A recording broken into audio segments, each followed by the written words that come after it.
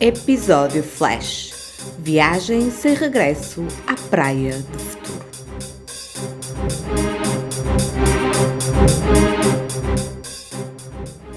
Um aviso aos ouvintes. O seguinte podcast apresenta conteúdo que pode não ser indicado para todas as pessoas.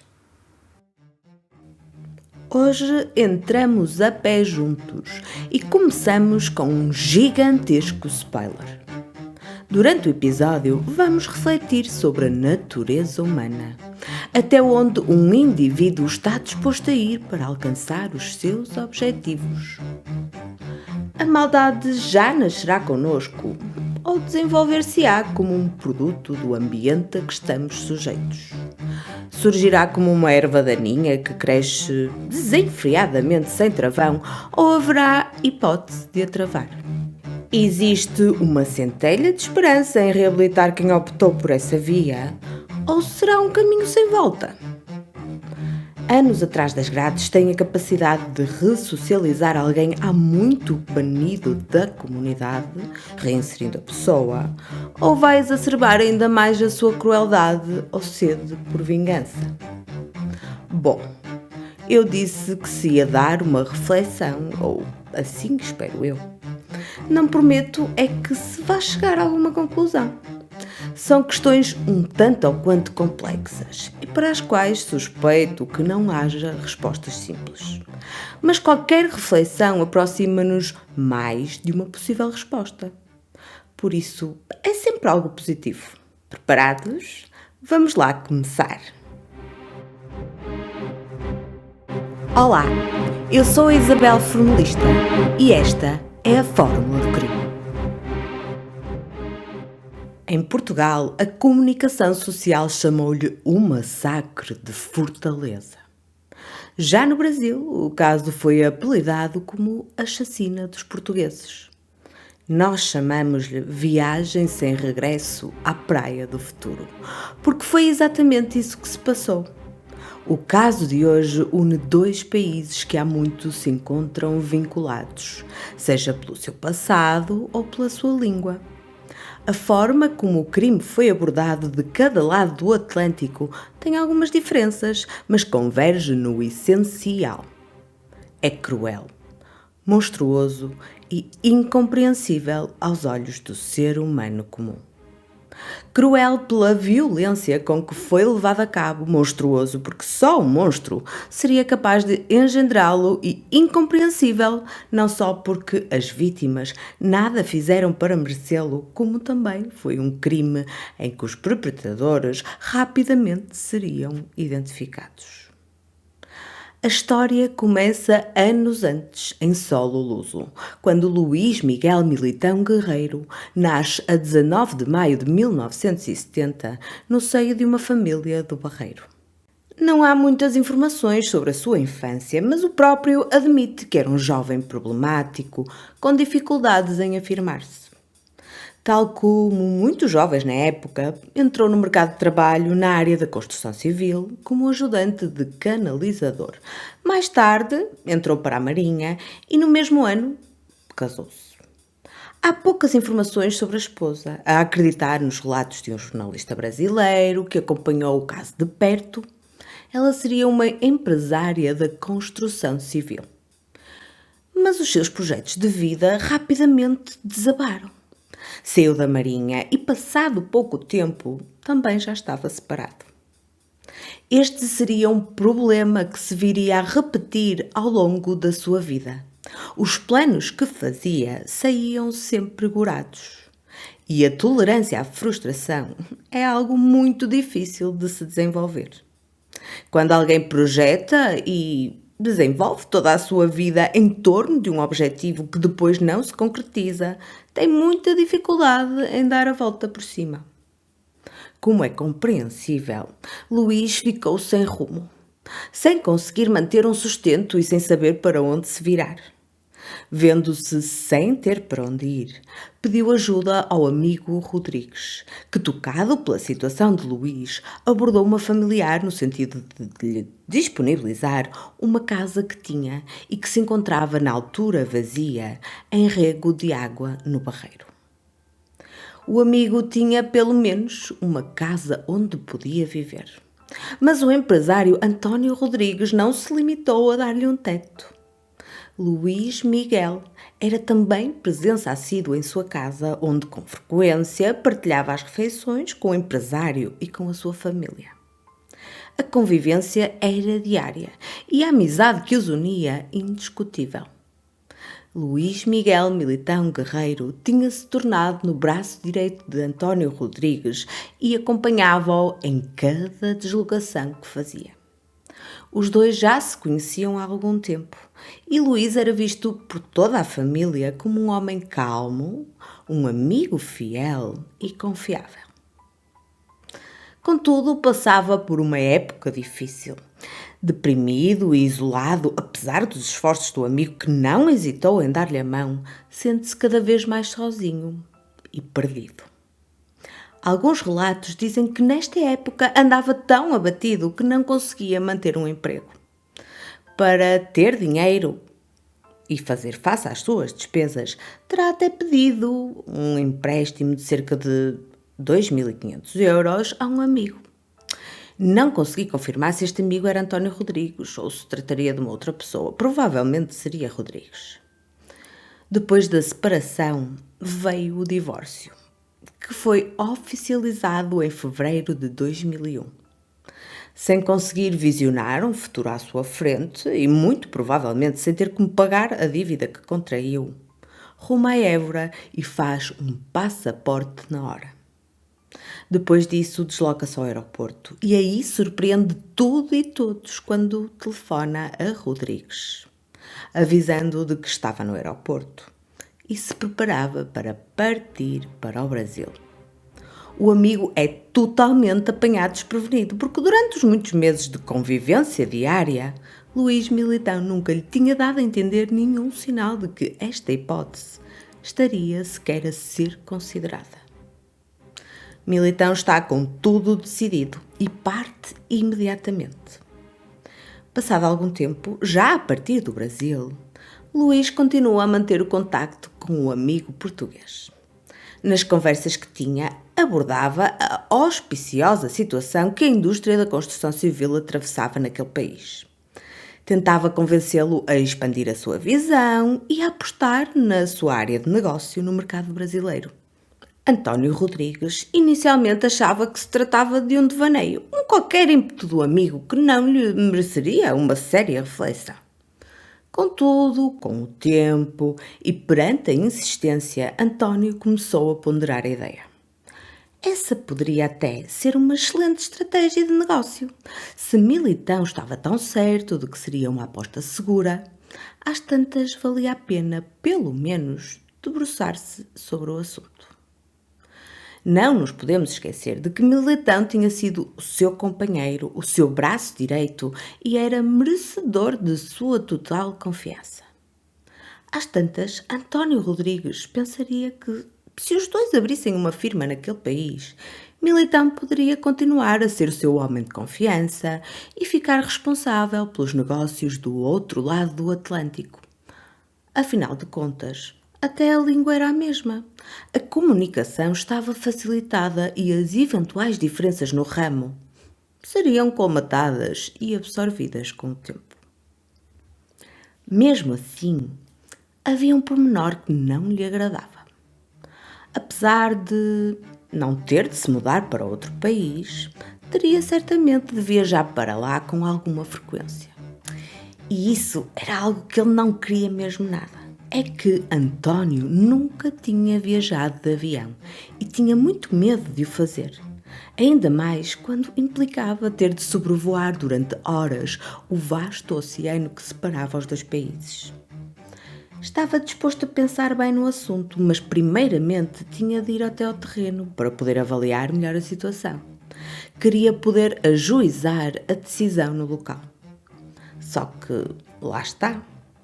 Teria mesmo de se sujeitar à maldita viagem que lhe deixava os cabelos em pé.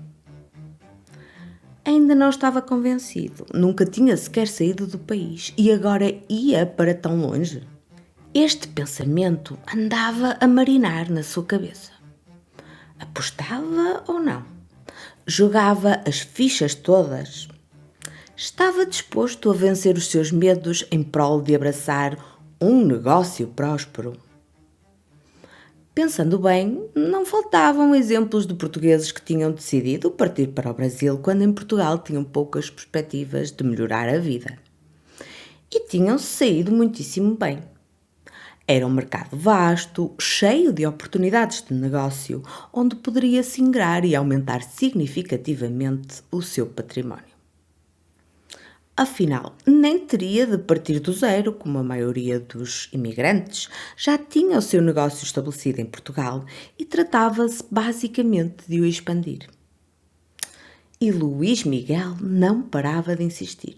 Ligava praticamente todos os dias e estava impaciente. A certeza que lhe passava era de tal forma contundente que tinha mesmo de ir ao Brasil e de auscultar a situação. Tinha de ver com os seus próprios olhos. Não podia deixar que uma simples viagem o impedisse. Teria de vencer o medo. Apesar de nunca ter ultrapassado o receio, decidiu que ia mesmo partir. Só assim podia saber se o seu instinto lhe dizia que aquela era uma aposta segura. Se isso não acontecesse, no mínimo, tiraria umas férias e teria a oportunidade de visitar o amigo que tanto estimava. Olha, e talvez passasse o medo aterrador que tinha dos malditos aviões. Durante as muitas refeições que António Rodrigues partilhava com os outros amigos e empresários do ramo, mencionou o assunto e vários demonstraram interesse em acompanhá-lo nessa jornada. Também eles queriam apalpar terreno. Seriam mais 7 ao todo. Um ótimo número. Um grupo sólido que, com toda a sua experiência e sabedoria, conseguiria certamente avaliar a possível expansão dos seus negócios além-mar. Nas vésperas da viagem, o grupo perde um elemento que, por razões pessoais e inadiáveis, se vê obrigado a abandonar o plano e tem de permanecer em terras lusas. Eram agora 6. No dia da viagem, António Rodrigues vê-se subitamente invadido pelo pânico de viajar de avião. E num desabafo chega a confessar à família que, se não tivesse a viagem paga, já não ia. O certo é que os 6 empresários embarcam efetivamente rumo ao Brasil no dia 11 de agosto. A viagem durou cerca de 7 horas e aterraram no Aeroporto Internacional de Fortaleza já ao início do dia 12. A viagem tinha sido cansativa. Não sei como se sentiam os restantes elementos do grupo, mas tenho quase certeza de que para António Rodrigues cada minuto de voo terá sido uma tortura. E que quando o avião finalmente tocou no solo, todo o seu stress terminou. E terá dado lugar a uma grande sensação de alívio, mas também a um extremo cansaço.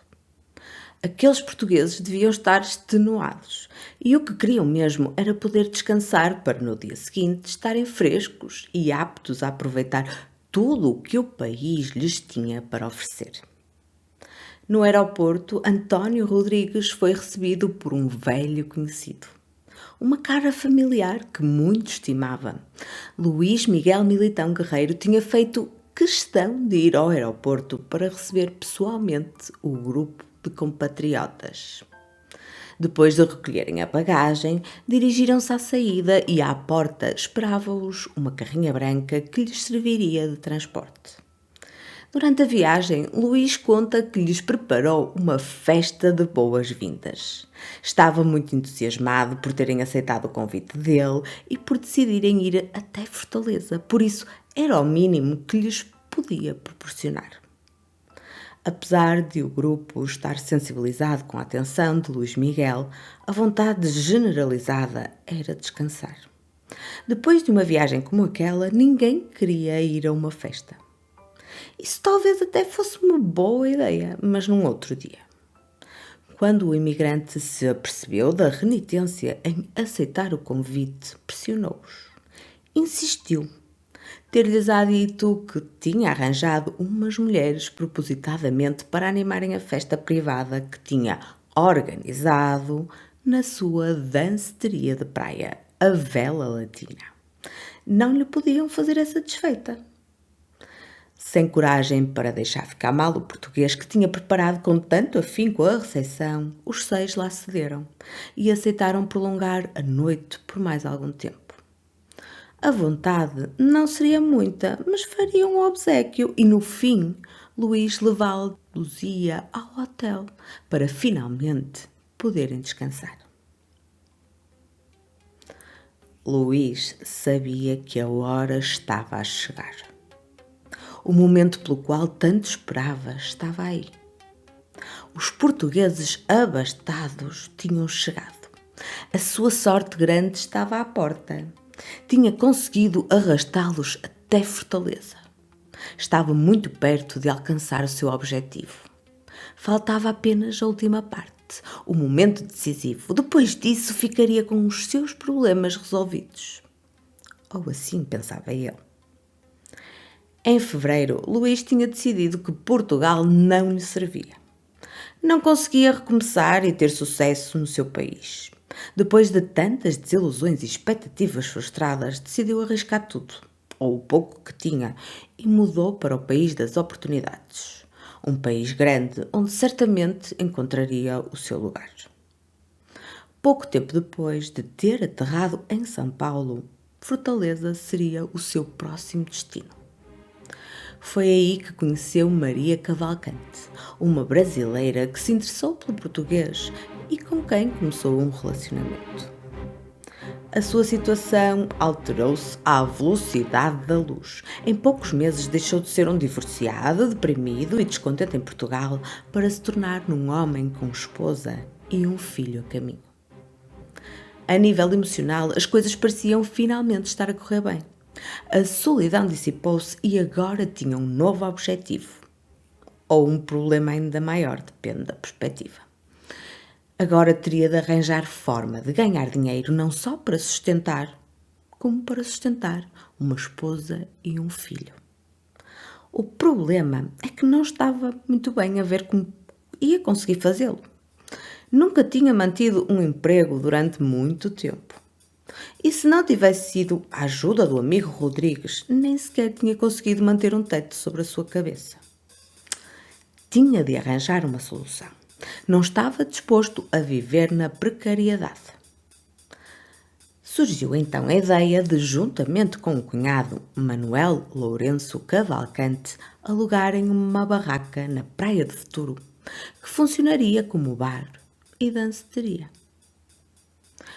É aqui que me sinto obrigada a fazer um pequeno parênteses. Em 2000, Fortaleza era a quarta maior região metropolitana do Brasil, onde se concentrava quase metade da população de todo o estado.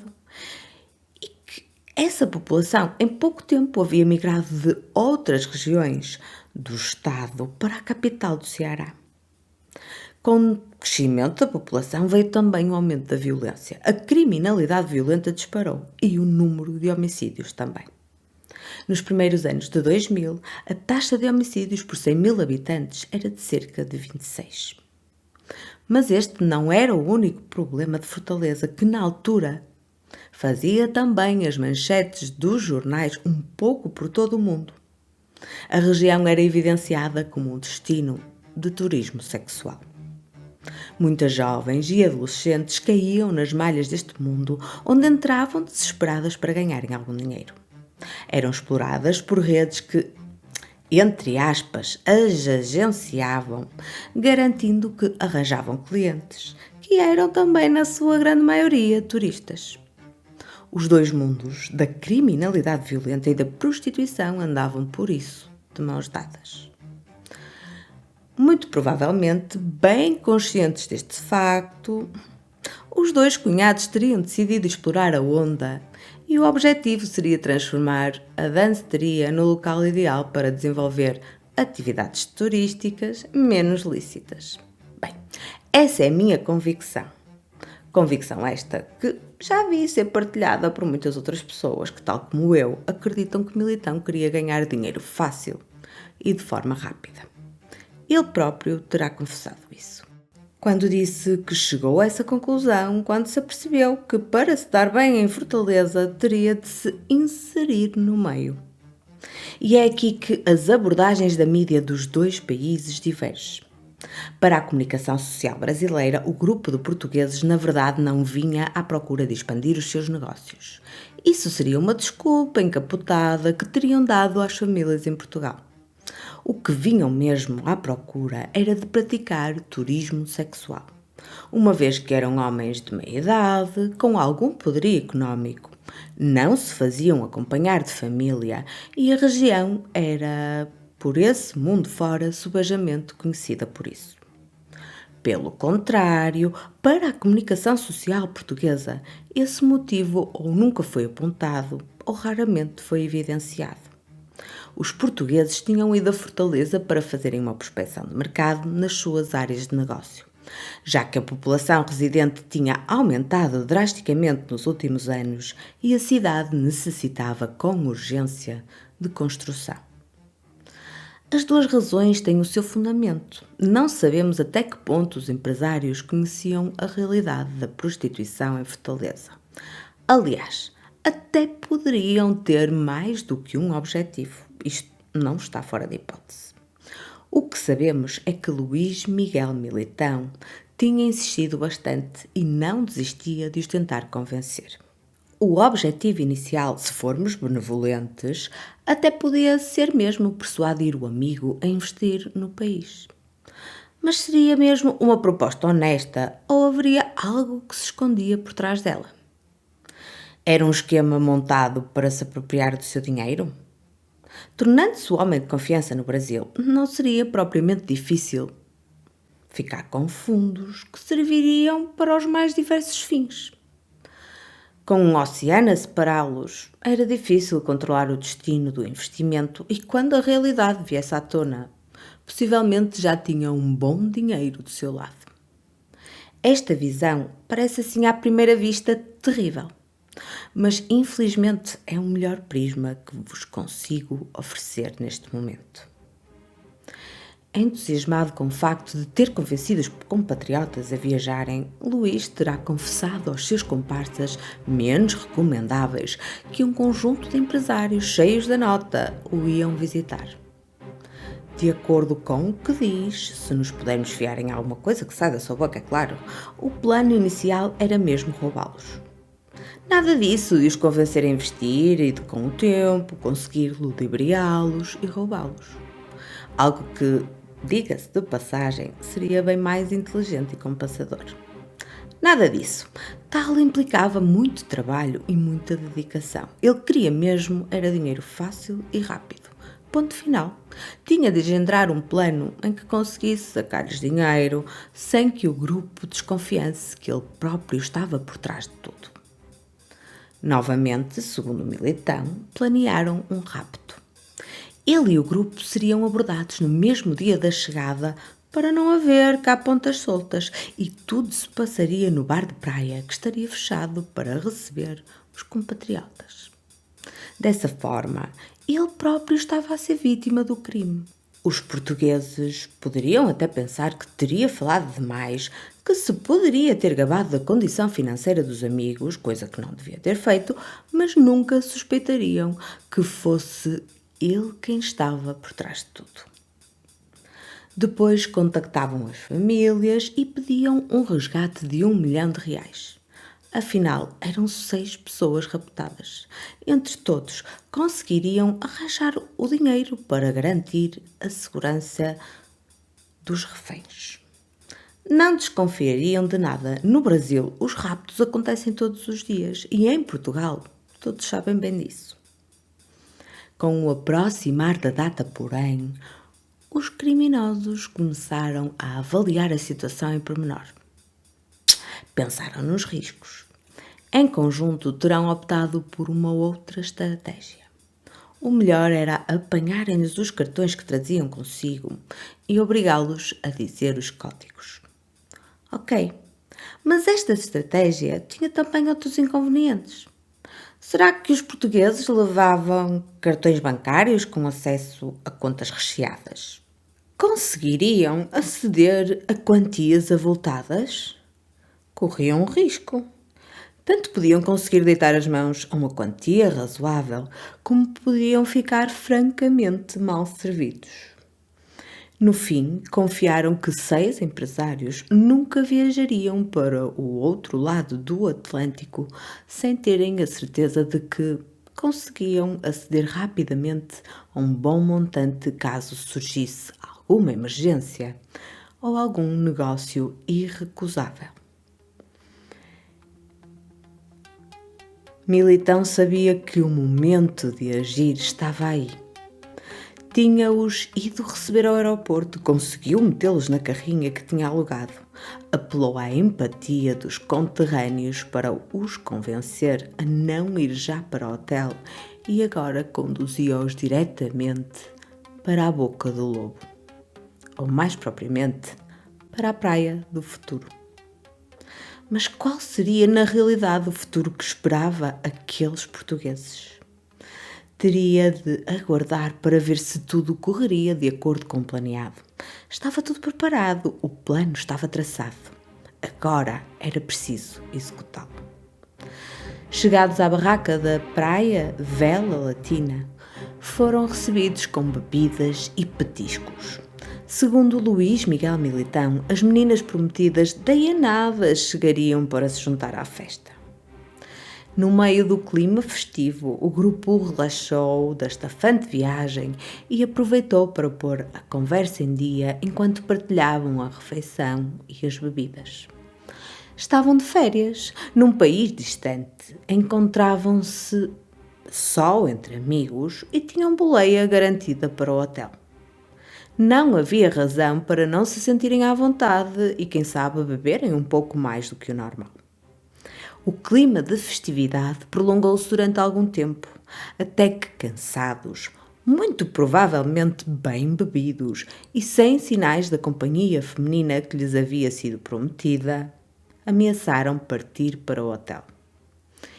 E este, meus caros formalistas, foi o momento decisivo do qual já não seria possível voltar.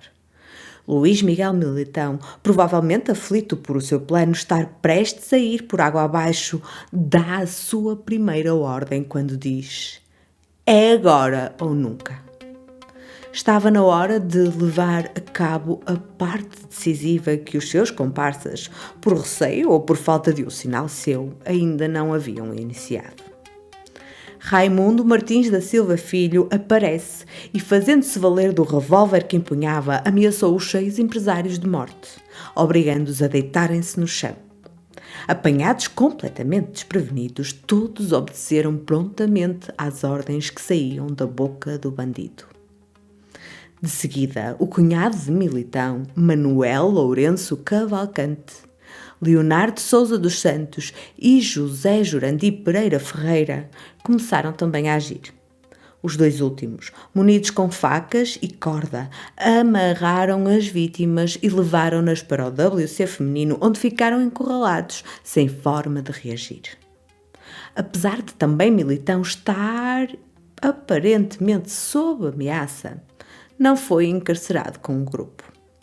Os criminosos apropriaram-se de todos os pertences com valor: dinheiro, ouro, relógios, cartões.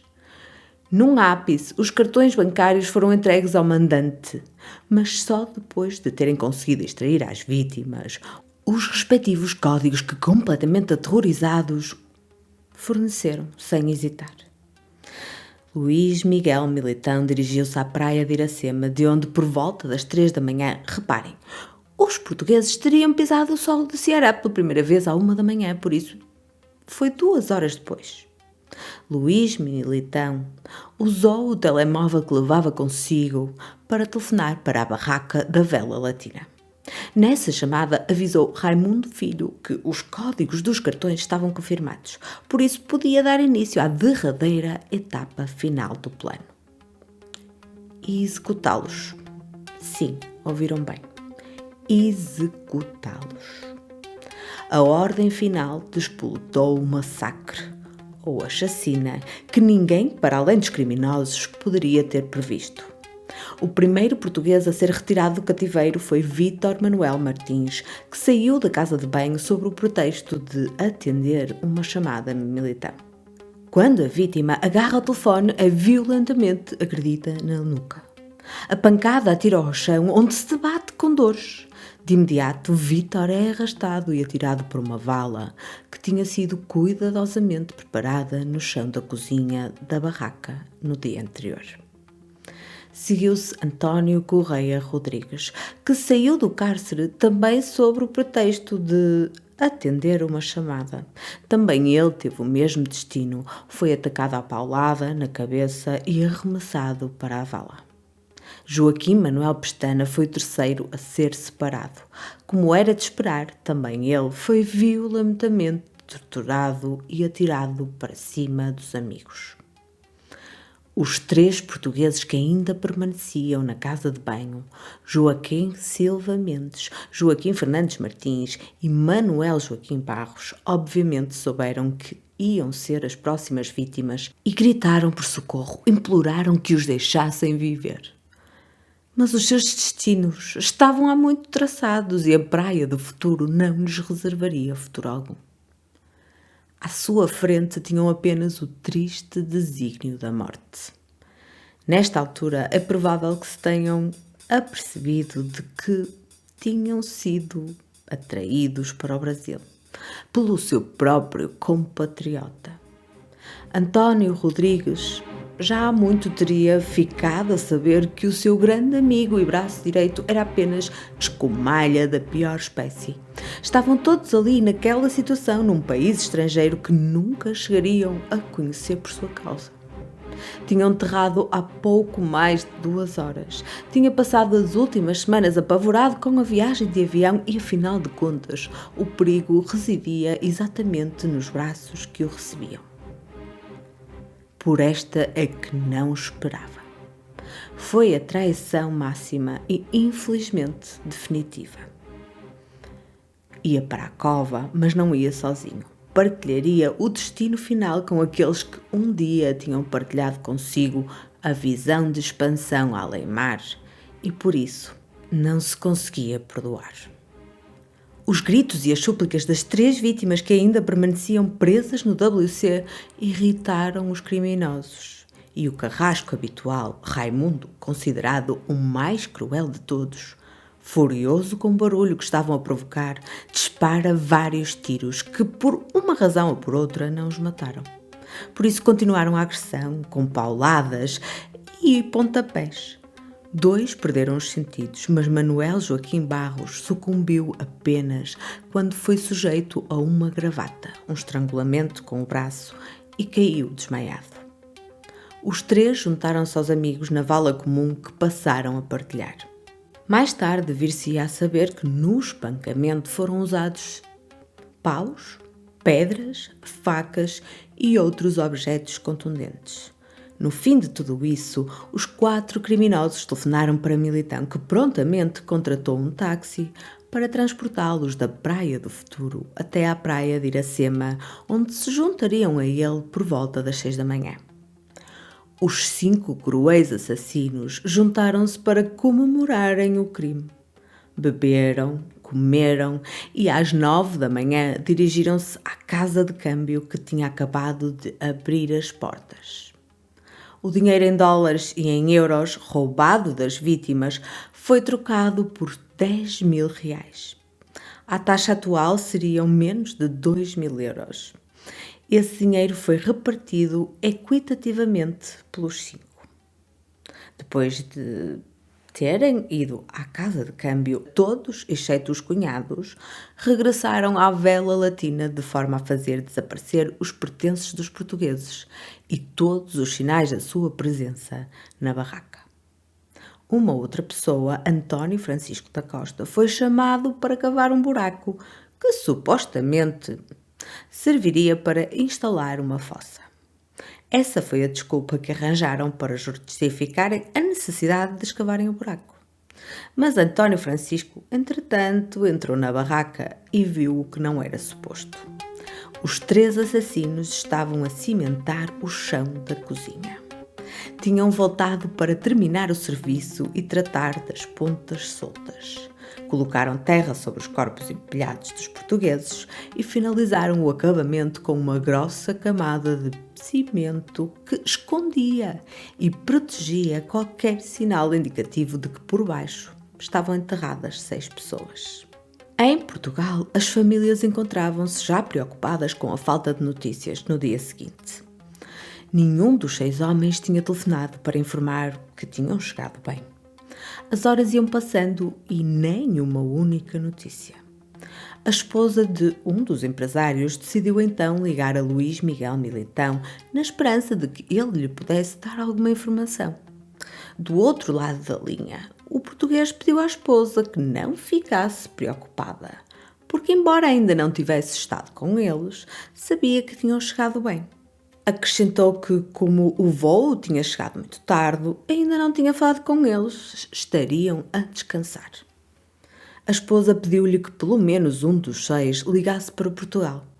As famílias comunicariam entre si para sossegarem a preocupação.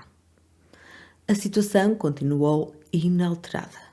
Não havia sinal de nenhum deles. Decidiram então ligar para o Hotel Holiday Inn e tiveram um choque. Havia reservas, mas nenhum dos 6 tinha dado entrada, não havia registro de check-in.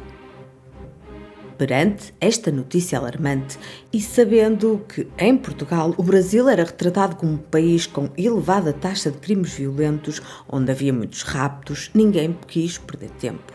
As famílias alertaram a PJ que, perante o eventual desaparecimento ou rapto, entrou em contacto com a Polícia Federal. Nesta altura, é importante perceber que havia muitos raptos no Brasil. Sequestravam a pessoa de forma a extorquir dinheiro. Os alvos eram sempre indivíduos financeiramente abonados, como é óbvio.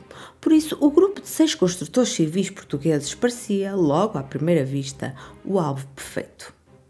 Com toda a certeza, brevemente apareceria um pedido de resgate.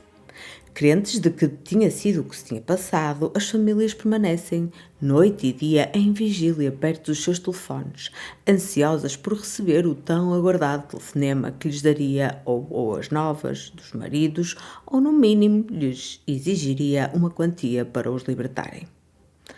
Infelizmente, os dias passaram, um atrás do outro, e nada de notícias.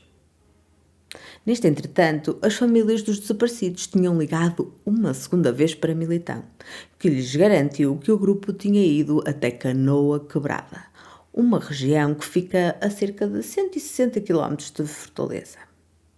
No dia em que se daria a viagem de volta a Portugal, dia 21 de agosto, a notícia estoura nos telejornais portugueses e manipula totalmente os espaços informativos de todos os canais nacionais.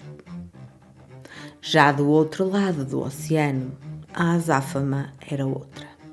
No dia seguinte, dia 22 de agosto, a polícia brasileira entra em campo e começa a sua investigação. Quando perceberam que não havia qualquer sinal de que os portugueses alguma vez tivessem estado em Canoa Quebrada, conforme, aliás, Militão tinha informado, as autoridades debruçam-se seriamente sobre o caso. Visionam as imagens das câmaras de segurança do aeroporto e confirmaram que os portugueses tinham chegado a Fortaleza e tinham sido recebidos por alguém conhecido que os transportou numa carrinha Kombi branca.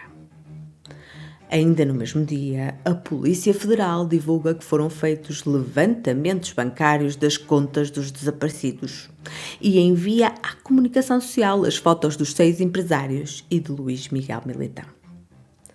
Neste momento, a tese que se começa a formar é a de rapto, mas exploram também outras hipóteses.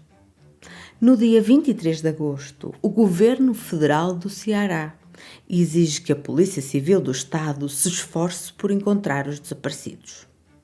Como veem, não dormiram à sombra da bananeira. Foram iniciadas buscas na zona de Tum-Tum, no Maranhão, onde supostamente a esposa de Militão tinha família.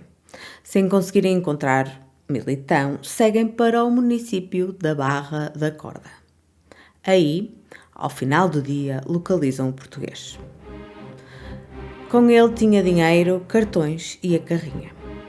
No dia 24 de agosto, tanto Militão como a esposa são transportados para Teresina, onde prestam depoimento. O português admite ter ido buscar os compatriotas ao aeroporto, admite também que os levou para o bar de praia, mas argumenta que foram todos surpreendidos pela presença de 3 homens armados. Por pura sorte, ele tinha sido o selecionado para levar os cartões e assim levantar dinheiro com os códigos. Acrescenta ainda que não faz a mais pálida ideia se os 6 indivíduos se encontram vivos ou mortos. Nesse mesmo dia, Leonardo Sousa dos Santos confessa o crime e diz à polícia onde estão os corpos. De imediato, a polícia dirige-se ao local e começa a escavar. As câmaras estavam ligadas e os repórteres relatam em direto o cheiro de decomposição que emanava da vala. Removido o cimento, foi retirada a areia e os corpos começaram a aparecer. Os portugueses foram resgatados um por um e foram transportados para o Instituto de Medicina Legal. O estado de decomposição era tal que a identificação se tornou numa tarefa árdua. O mistério tinha por fim terminado. Os turistas portugueses estavam efetivamente mortos. Uma primeira onda de choque atravessou o oceano e as 2 nações assistiram incrédulas ao desfecho macabro. Leonardo e Jurandir contam os pormenores do crime e tentam, de alguma forma, atenuar o seu papel, dizendo que ainda tentaram demover o mandante de matar os empresários, mas ele mostrou-se inflexível. Os repórteres apanham os 2 seguranças algemados e eles admitem em direto que sabiam que a ordem era para matar e que o plano estava a ser desenhado há um mês. Acrescentaram que Luís Miguel Militão lhes tinha contado que uns portugueses vinham de visita à Fortaleza e que iam trazer com eles muito dinheiro, por isso tinha de os sequestrar. A cova, alegadamente, segundo eles, tinha sido preparada na véspera da chegada. Estes 2 homens incriminam ainda Raimundo, o segurança que terá agredido todas as vítimas e acusado de ter atirado sobre 4 dos 6 empresários. Por sua vez, Raimundo refuta as acusações e diz que se limitou a enterrar as bagagens dos portugueses. Não sabia nada acerca do crime. A sua participação tinha-se limitado a esse ato. Por fim, Luís Miguel Militão acaba por confessar a sua participação como mandante do crime. Assumiu que o fez por estar muito necessitado de dinheiro. Em Portugal, os seus pais mostram-se incrédulos. Recusam-se a acreditar que o filho que criaram fosse capaz de tal monstruosidade. Só terão aceitado a realidade quando o próprio lhes admitiu ter sido ele o mentor. Imagino a dor e a desilusão destes pais. Luís Miguel Militão, o seu cunhado e outros 3 seguranças ficaram em prisão preventiva, como é óbvio. A esposa grávida foi libertada por não existir indício de participação no crime. Maria Cavalcante nega terminantemente ter qualquer envolvimento e defende não ter conhecimento de nada. Aparece diante das câmaras de televisão acompanhada pelo seu advogado, que a guia nas suas declarações. Maria diz que só teve conhecimento do que se tinha passado quando a polícia encontrou o casal e os deteve. Nega ter fugido.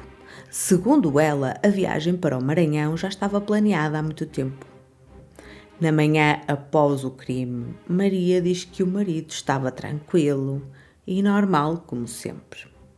Quando chegou a casa, Luís terá até levado o peixe que ia ser cozinhado para a refeição do almoço. Confessa estar extremamente decepcionada. Não sabe se vai continuar a relação que tem com o detido. Ainda tem dúvidas, portanto. Uma segunda onda de choque toma novamente todos de surpresa, quando a autópsia revela pormenores inacreditáveis para o ser humano comum. Todos os empresários tinham como causa de morte asfixia mecânica pela presença de areia na traqueia e no esófago, o que caracteriza movimentos respiratórios e de deglutição após o corpo ter sido enterrado. Imaginem só, sabem o que é que isto quer dizer? Traduzido em miúdos, basicamente foram enterrados vivos, é isso. Foram agredidos e torturados, todos sem exceção perderam os sentidos e foram enterrados numa cova, empilhados na vala comum e cobertos de areia. Quando tentaram respirar tanto pelo nariz como pela boca, não havia ar. Aspiraram areia que rapidamente lhes invadiu não só o sistema respiratório, como também o digestivo, sufocando-os. A perícia médica indicou também que, para além de agredirem e torturarem as vítimas, foram usados diversos instrumentos: revólver, faca, pedras, paus, cordas, etc. Para além disso, foram também alvo de socos e de pontapés. As 3 primeiras vítimas foram espancadas e depois enterradas vivas. 2 das restantes 3 foram atingidas com tiros na cabeça e a outra recebeu um tiro no pescoço. O exame balístico revelou que os projéteis foram disparados por um revólver que foi apreendido a Leonardo. Todos, absolutamente todos, estavam ainda vivos e morreram asfixiados.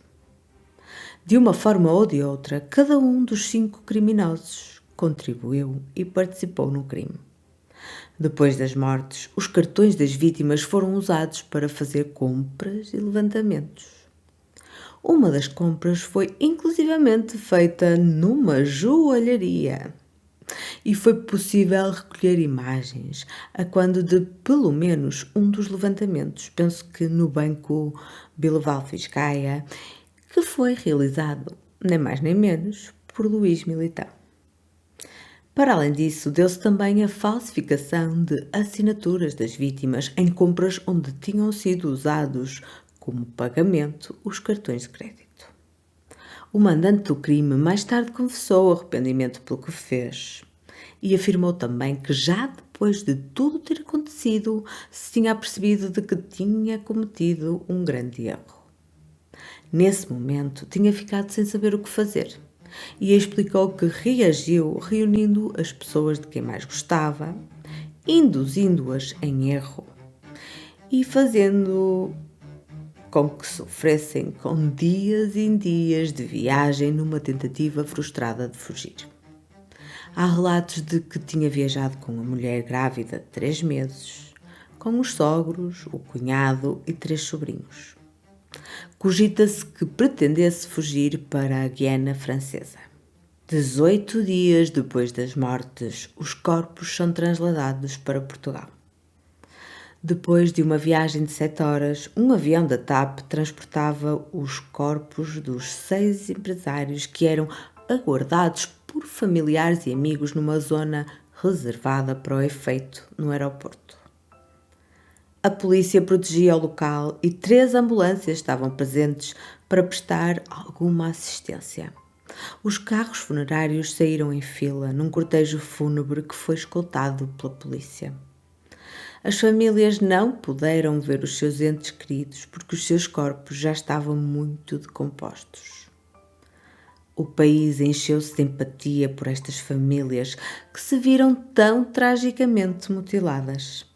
Ninguém conseguia entender a frieza e a malvadez do mandante do crime. Depois de terem sido atraídos e ludibriados, os 6 empresários lusos tinham sido alvo da suprema traição. E o que é que os malfeitores tinham conseguido com isso? Uns míseros milhares de euros, que muito provavelmente Luís Miguel Militão teria conseguido se tivesse explicado a situação complicada que atravessava. E tivesse pedido ajuda ao amigo, que, diga-se de passagem, já o tinha ajudado por mais de uma vez. Tudo neste crime parece pouco racional, mesmo sob o ponto de vista de um bandido malvado. Primeiramente, como é que iam explicar o desaparecimento de 6 pessoas, que precisamente estavam em Fortaleza a pedido de Militão? As atenções, obviamente, iam cair sobre ele. Depois, não havia maneira de se saber se, mesmo com os códigos, iam conseguir apropriar-se de um bom montante. Não faziam ideia do que estava disponível. Não sabiam se os cartões podiam ser movimentados a partir do estrangeiro. Não sabiam se os cartões das contas chorudas tinham ficado em Portugal. Foi tudo, absolutamente tudo, um tiro no escuro. Para além disso, não fizeram quase nada para esconder o rastro. Luís Militão deixou-se apanhar nas câmaras do aeroporto e havia imagens suas no banco a fazer levantamentos. Muito sinceramente, conseguiu ser identificado precisamente nos poucos locais onde havia videovigilância em 2001. Ou pelo menos, assim suspeito. Pode parecer estranho, mas na altura poucos eram os sítios que tinham câmaras de segurança. Uma realidade que hoje em dia é completamente diferente. Para um plano que estava a ser traçado e estudado há mais de um mês, dá a ideia que tudo foi feito em cima do joelho. Nem depois dos homicídios se preocuparam em não dar nas vistas. É importante referir que o crime foi resolvido e foram todos capturados pela polícia em menos de 4 dias de investigação. E num país gigante, com imensos sítios onde podiam permanecer sem serem detectados. E claro, num país com a maior floresta tropical do planeta. Dá a ideia mesmo que nada foi pesado. Nada foi pensado, não houve reflexão sobre o tema. Queriam dinheiro rápido e fácil. O resto, pelos vistos, era acessório. Enfim. Em 2002, o caso é julgado e os arguidos são acusados pelo Ministério Público de latrocínio, que é roubo seguindo de morte, ocultação de cadáver e formação de quadrilha. A 21 de fevereiro de 2002, meio ano depois dos homicídios, o tribunal sentenciou Luís Militão a 150 anos de prisão. Manuel Lourenço Cavalcante, José Jurandi Pereira Ferreira, Leonardo Sousa dos Santos receberam a pena de 120 anos.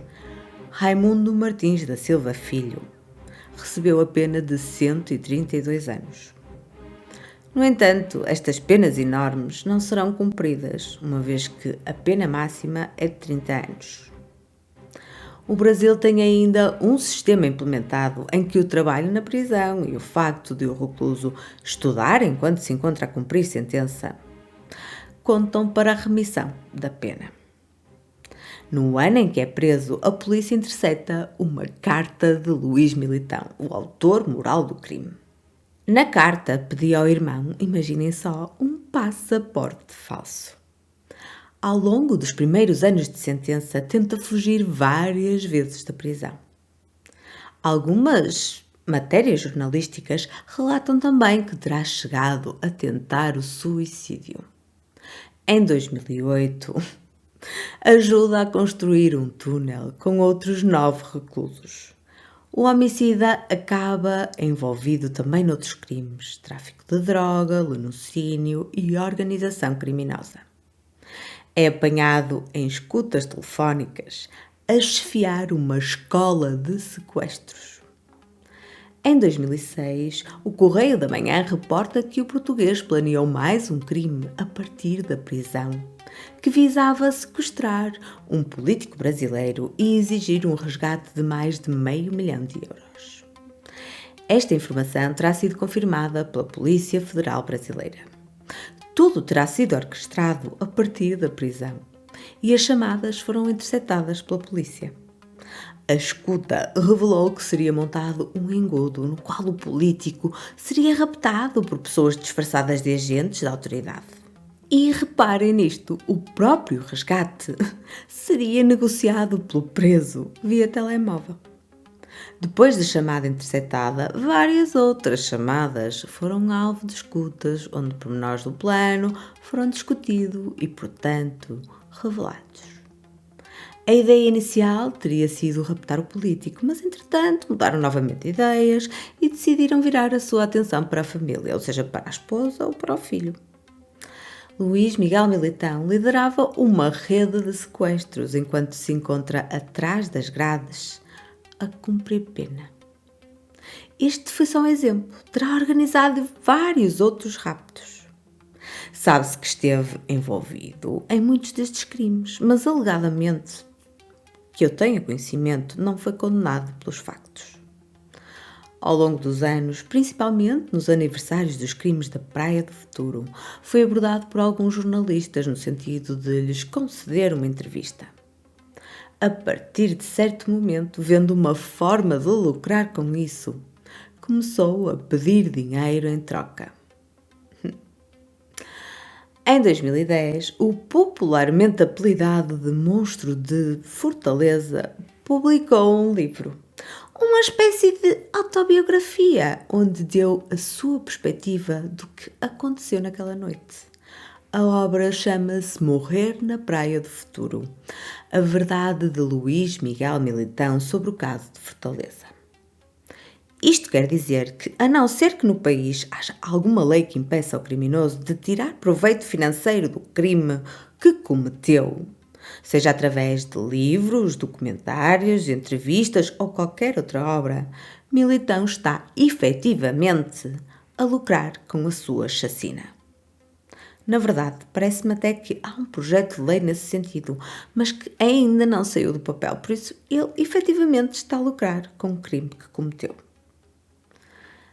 As penitenciárias brasileiras não são propriamente pera doce. Podem ser muito duras e quem vive lá dentro durante tanto tempo sai com toda a certeza de lá uma outra pessoa. Para além disso, infelizmente, estas prisões são muitas vezes controladas por organizações criminosas que direta ou indiretamente influenciam toda a população prisional. Na cadeia, Militão trabalhou e estudou. Foi bombeiro, eletricista e soldador. Graças ao ensino à distância, tirou um curso de pedagogia com especialização em gerontologia, estagiou como professor e em 2019 faltavam-lhe apenas 2 cadeiras para terminar letras. Ultimamente manifestou o desejo de ser esquecido e de recomeçar a sua vida num local longe do Ceará e de Portugal.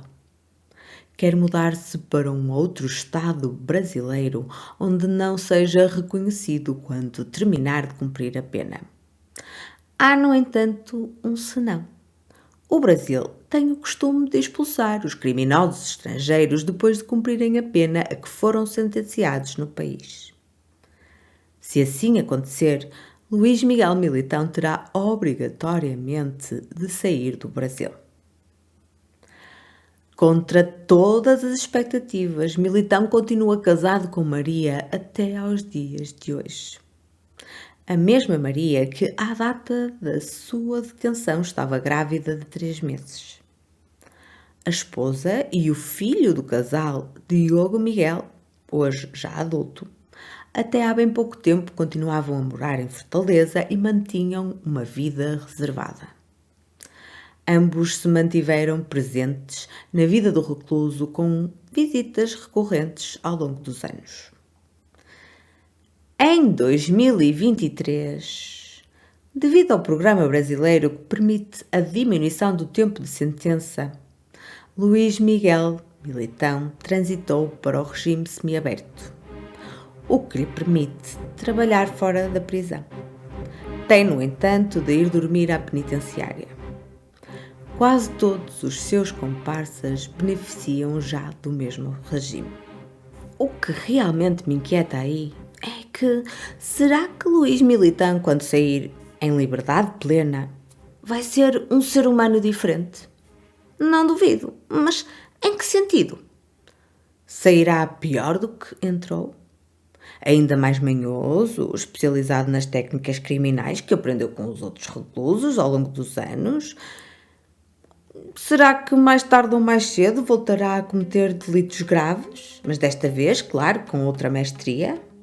Ou terá efetivamente aprendido a lição e tentará passar o resto dos seus dias como um cidadão comum junto do seu núcleo familiar? A prisão tem mesmo potencialidades de reinserção? Ou isso é apenas uma utopia? Temos mesmo de pensar nisso. 6 vidas foram ceifadas, dezenas de pessoas viram as suas famílias destruídas para sempre. Muitas perderam o pai, o marido, o tio e o irmão e nunca vão conseguir recuperar disso. Porque, para além da perda em si, perderam o ente querido para o crime violento, para o homicídio e, num dos casos, já a mão do seu melhor amigo. Muitas destas famílias perderam também a principal e, às tantas, única fonte de sustento do agregado familiar. O futuro que outrora parecia risonho a todos os níveis, com perspectivas até de expansão e de crescimento, passou pelo encerramento de negócios, venda de bens e por uma vida de sacrifícios.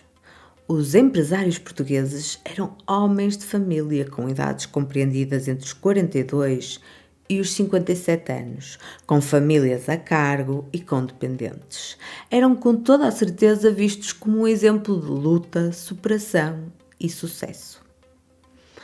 Eram um dos pilares emocionais dos seus descendentes que, infelizmente, ficaram mancos para sempre. E quanto à família de António Rodrigues? Como conseguirão algum dia voltar a confiar em alguém?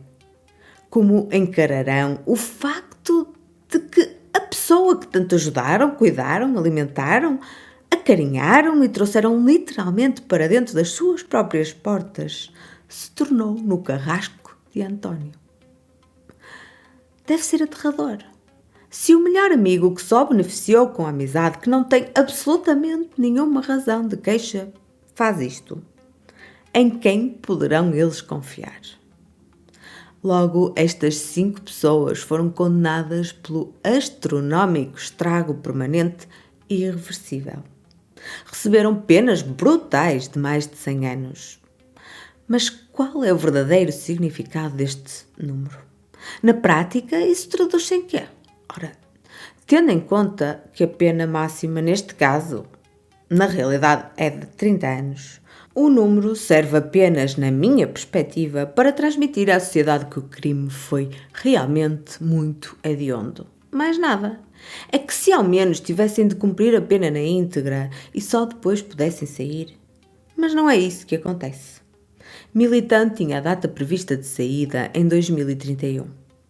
Em 2023 já passa o dia fora da cadeia. E ainda tem direito a uma redução da pena por ter estudado e trabalhado na prisão. Mas porquê? Está a beneficiar dos impostos de todos, a estudar e ainda tem o privilégio de poder sair mais cedo? Não me entra na cabeça. Se eu não consigo compreender, nem quero pensar o que sentem as famílias afetadas. A viagem sem volta à praia do futuro chocou 2 países irmãos. Juntou-os na dor, na empatia e na incredulidade. A recusa em acreditar que um ser humano fosse capaz de planear o assassinato de 6 pessoas que nunca lhe fizeram mal, que viajaram para o visitar, de forma tão maldosa, tão cruel e tão vil, ecoou nos 2 hemisférios. A ganância e a vontade de ter poder sobre os outros consegue levar o ser humano ao extremo. Os caminhos sinuosos e tenebrosos que têm de ser percorridos tornam-se em pequenos obstáculos que perdem significado quando se tem em vista o objetivo final. A ganância, a sede do poder, o egoísmo e a falta de empatia foram os fatores que levaram Luís Miguel Militão a desenhar este plano e a dar ordem de execução. Alguns de vocês podem até dizer: é preciso ter coragem para fazer também a monstruosidade. É, pois, mas também é preciso muita covardia para dar a ordem de execução à distância, onde não seria confrontado com o rosto, o corpo, as imagens dos compatriotas. Lá longe, não teria de sujar as mãos, embora, na realidade, elas estivessem já muito sujas. Para além disso, também não teria de ser confrontado com a sua própria monstruosidade. O episódio de hoje terminou. Se gostaste, segue, subscreve, recomenda a um amigo, deixa-nos uma avaliação. Ficamos-te muito grato por isso. E já sabes, contamos contigo para o próximo episódio da Fórmula do Crime.